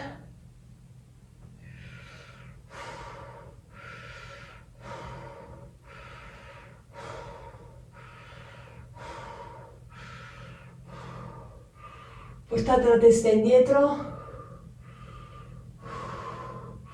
se riuscite, altrimenti rimanete così.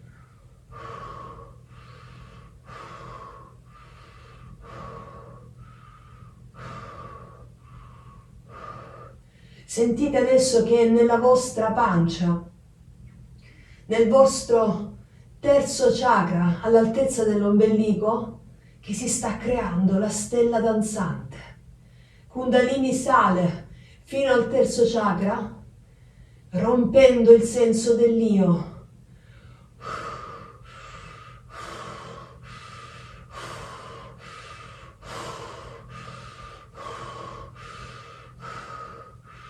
E nella pancia, che c'è lo sciamano, il mago, Kundalini rompe il senso dell'io, voi vi alleate al maestro interiore, che vi dà la forza e il coraggio di sentire l'invisibile.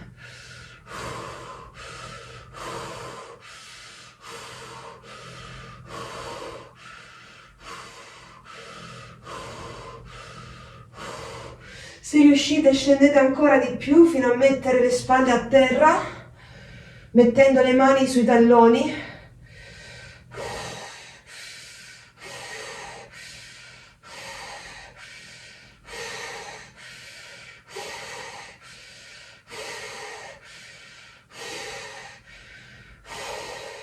Nella vostra pancia si sta creando adesso l'officina alchemica, la creazione di una nuova realtà. Il vostro maestro interiore vi guida Maestro, ti prego, aiutami a realizzare la stella danzante, guida i miei passi, guida i miei pensieri, guida il mio cuore.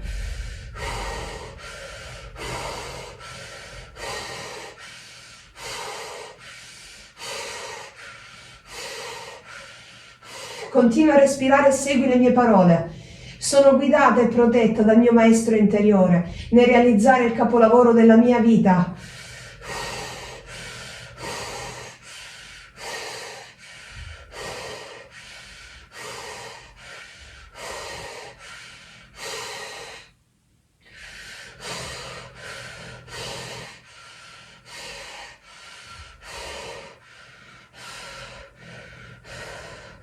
Il mio maestro interiore mi guida nell'unire il visibile e l'invisibile. Sono sorretta, sono sorretto e guidato.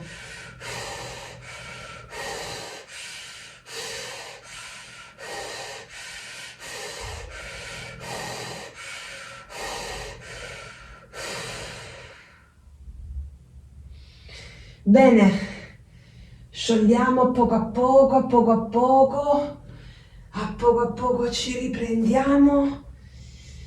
Poco a poco ci riprendiamo, sciogliamo la posizione,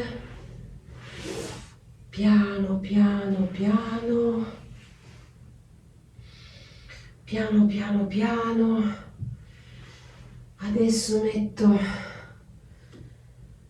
la fronte sopra le ginocchia e mi abbraccio in questo modo.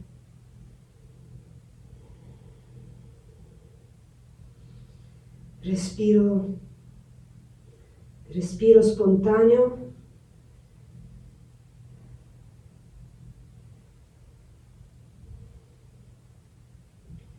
Sento allungare tutta la colonna vertebrale.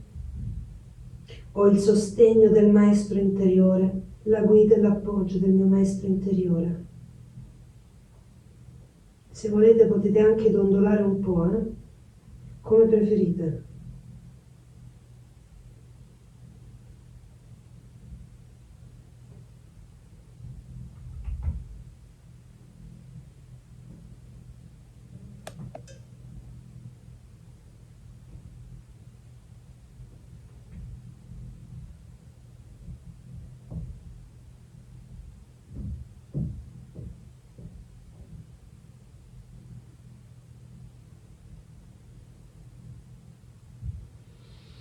Bene, sciogliamo la posizione adesso.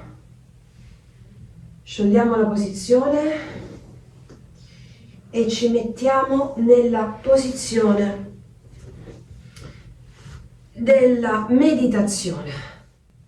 Se riuscite a fare la posizione del loto e in questo modo con i piedi sopra le cosce, altrimenti va bene anche il mezzo loto come un piede solo, oppure soltanto la posizione di gambe incrociate, d'accordo? Ok, allora, se avete la vostra cappa magica, che è l'abbraccio del vostro amante mistico, avvolgiamoci. Se non l'avete non importa, vi consiglio poi di prenderla, una sciarpa, qualcosa che vi fa sentire il senso dell'abbraccio del vostro sposo o sposa celeste. Ci avvolgiamo nella nostra cappa magica, stiamo in posizione meditativa con le mani sopra le ginocchia, respiriamo con l'Ujjayi Pranayama, respirazione dal naso ed espirazione dal naso. Inspiriamo ed espiriamo dal naso.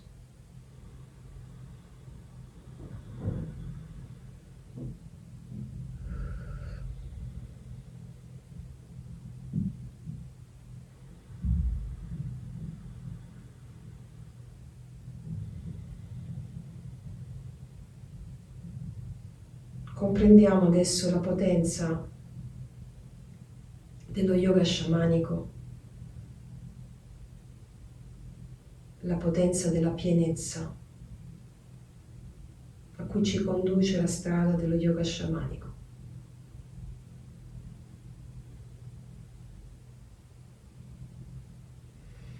Adesso facciamo il Kundalini Mudra, la postura della Kundalini Mudra, mettendo la mano destra, il pollice destro alzato in questo modo, e la mano sinistra che afferra il pollice destro.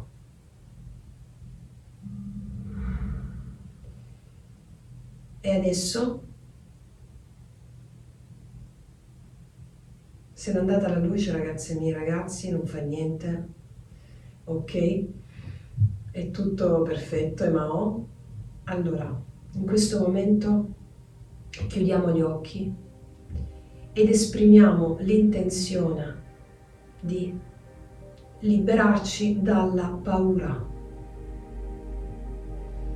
Io prendo ferma risoluzione di liberarmi dalla paura, di unire il visibile e l'invisibile, la morte e la vita, la luce e l'ombra, il maschile e il femminile. Prendo ferma risoluzione di liberarmi dalla paura.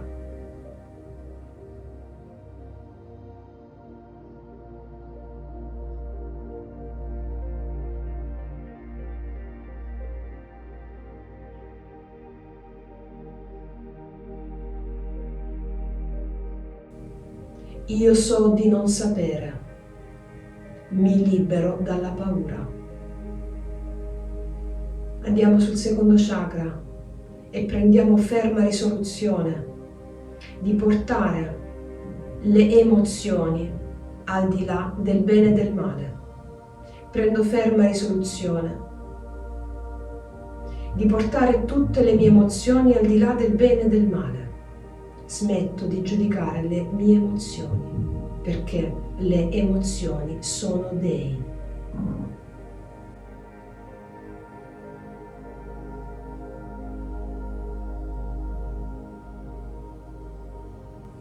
Prendo ferma risoluzione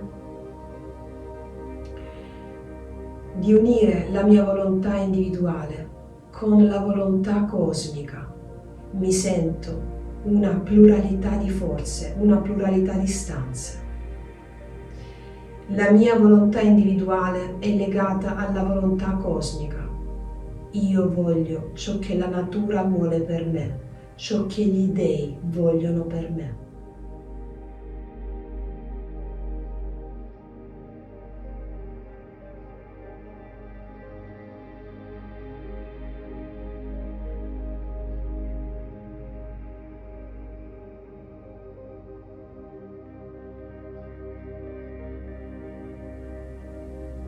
Il mio maestro interiore mi guida nella volontà cosmica.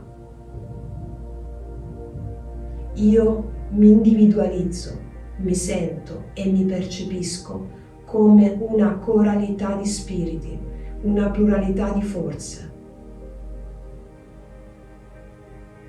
Io voglio ciò che la natura vuole per me. La mia volontà è perfettamente allineata alla volontà cosmica. Sono guidato e protetto dal mio maestro interiore nel realizzare la creazione della stella danzante.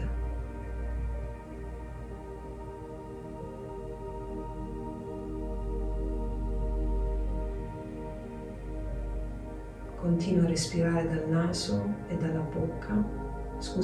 Continua a respirare dal naso ed espirare dal naso con l'Ujjayi Pranayama, col suono della gola.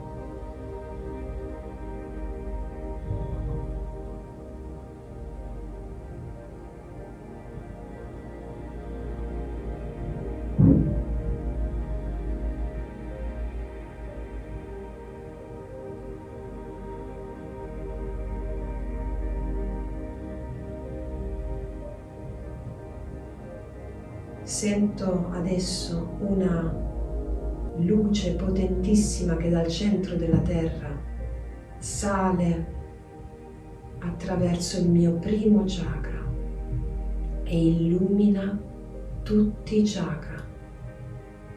Primo chakra, secondo chakra, terzo, quarto, quinto, sesto, settimo e arriva fino alle stelle e lì sento di toccare la mia stella danzante.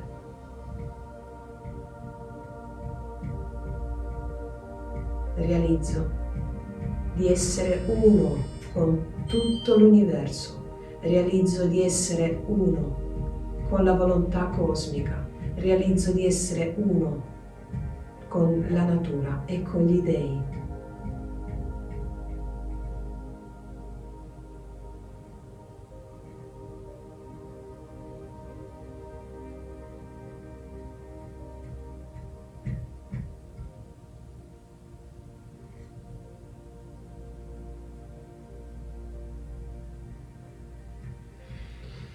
Bene, sciolgo la posizione,